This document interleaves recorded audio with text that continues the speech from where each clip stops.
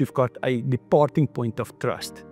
Okay, and that's where energy comes from. That's where true equity creation happens, is around trust.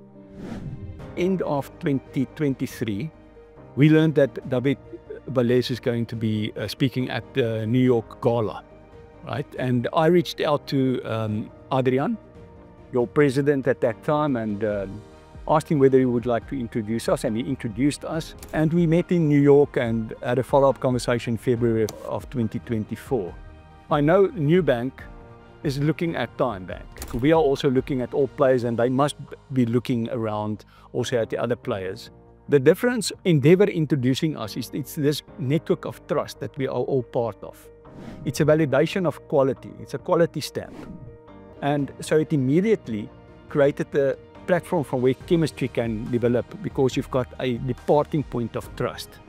Okay, and that's where energy comes from. That's where true equity creation happens, is around trust. So Nubank visited us in May, June in South Africa and the Philippines. We started the negotiations and we closed out in December with them.